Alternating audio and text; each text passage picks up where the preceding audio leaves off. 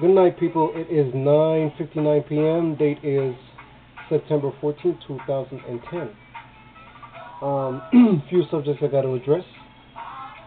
First off, a few days ago, I almost got in an accident, and it was on September 11th. In the car with my friend, she maneuvered quite well, and we survived. We didn't die. Of course we couldn't die. It was going very slow. It was like raining, and it was like she was going like 30 something miles an hour, not even 40, because she was behind. Traffic was in front of her, so she had to slow down, and the wheels locked up. The tires just skid. No traction. This hydroplane for like about probably like 5 seconds, 6 seconds. That's pretty long for this hydroplane. Anyways, he survived it, and went into a gas station, checked the tires and everything, got some refreshments, and there was a fight brewing, an argument, and I saw the argument from inside the car, and it was with two white guys and this black male. So I'm in my car and I'm hearing this whole loud barking and yelling and screaming. And nothing is being done, just yelling and screaming. And I already analyzed the situation and see everybody, if anybody's packing and the surroundings and everything. It's already daytime, people's around pumping gas, but nobody's not saying nothing. Everybody's scared. But it's only one black guy by himself and like four white guys in the car and one female. So I'm in the car and I see this white female walks out. She looks kind of nice, young. And when my friend gets back in the car and drives up to the to get air in the tire, I said, "Hold on, let me jump out of the car and try to squash this." Now, in my mind, I'm not trying to be a hero. What I'm trying to do is to squash the whole thing, because first of all, it's September the 11th. You understand what I'm saying? Secondly, you got about 3 to 4 guys up on one man, regardless of race. I would do the same thing. When I went up, okay, I was dressed up, casual and neat and everything, in my sweatpants and my top and my hat. And I walked up to these guys and I'm like, "What's going on here? Why y'all guys getting ready to fight?" So the black guy, he tells me the whole situation, okay? And they're both trying to tell me the whole situation. So I'm listening to both people. And the story went like this. Well, the black guy was looking at the white girl, okay? And then the white dude asked him, "Do you like what you see?" And the black guy says, "No." So I guess that's where the whole thing started from, because after that, they just start yelling again. So I'm like, "Listen, y'all don't need to do this. Y'all don't even need to do this. Y'all going to go to jail over it, It's nonsense. You're going to go to jail and get in a fight for it. This man looking at your girl. Partner, this female's looking at your girl every day. This female looking at his girl. This female looking at my girl. And I don't have a girl right now. I don't have a girl. But I'm saying if I had a girl, and when I had female before, guys look at them, but I can't. What can I do? I'm going to punch them in their face and say, "Don't look at my girl." You should be privileged that somebody looking at your girl. You know how many guys out there wish that a man or a couple of guys could gawk at their female? They're not getting that attention. You understand what I'm saying? I had many beautiful, fine females that guys gawk at them, look at them. Females with nice, round, tight ass, small waist, beautiful, model type looking. And guys look at them.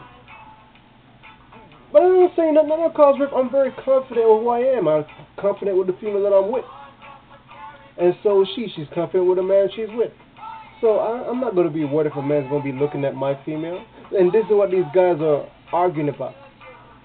So finally, I kind of got the argument kind of squashed because he tried to come up in the black kid's face. And I'm like, no, stop it. Y'all just stop it. I push off the black guys first so it doesn't seem like I'm trying to be on his side. I push him off first, and I push off the white guy and his friend. Now, it's two of them. It's the white guy and his friend. They're both white. And they have two people in the car and one girl. So there's 5. They're 5 to 1. That's outnumbered. Anyways, kind of squash. He jumped in the car, and he's trying to go off, and then he jump out of the car again, and start yelling, and then he just jumped back in the car and drove off. Then me and the black guy there talking a little bit, and he's saying why the whole shit started and blah blah blah. But something that's really funny. Let me give you a funny part.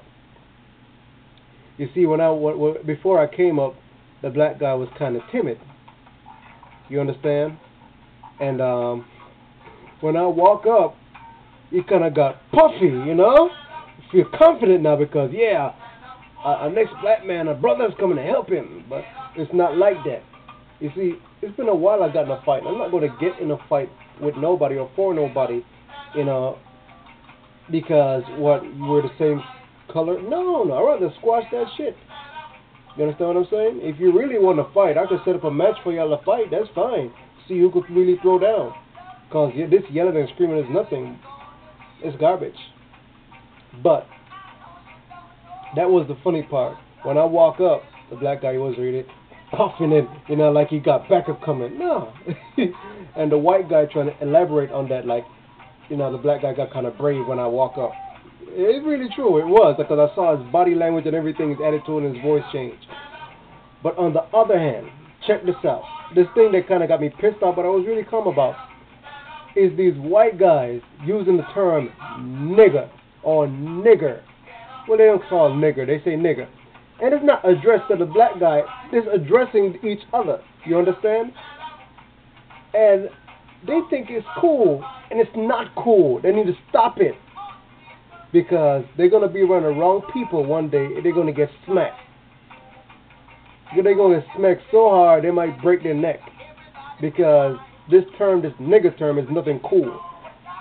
And as a brown-skinned man or black man, whichever term they want to put on it, they shouldn't be using that word addressing each other, because if you don't want people calling you that word or name, don't use it. Don't address yourself, especially in public. Because you're going to have white kids, Spanish kids, Chinese, whatever, going to be using the same term, which they already been using right now, and it's not cool. It's a racist remark, unintelligent. It's not supposed to be used. It's like old slavery shit to use to address Africans that came here as slaves. It's not nice. It's not polite, and it should be dumped. You know what I'm saying? I'm not going around with a protest ban or nothing like that, but don't address yourself as that. Especially you white guys. It's not cool. I'm telling you. And this white kid he's bragging about, he been in jail for 8 months, and he got a rubber band around his neck, a rubber band necklace, and a few tattoos, and he's bragging about it.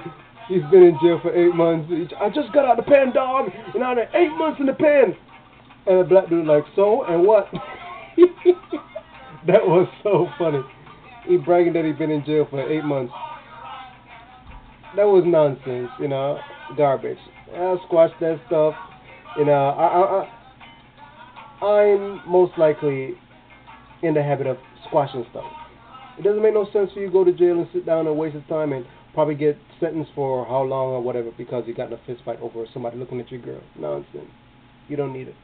I've been locked up before. I've been in jail before. It's not nothing nice, not comfortable. I got myself out, but guess what? Sitting down, fingerprint, all this nonsense, garbage, changing clothes, getting in the shower naked, in cold shower. It's garbage. If you can save yourself the trouble, don't do it. Okay?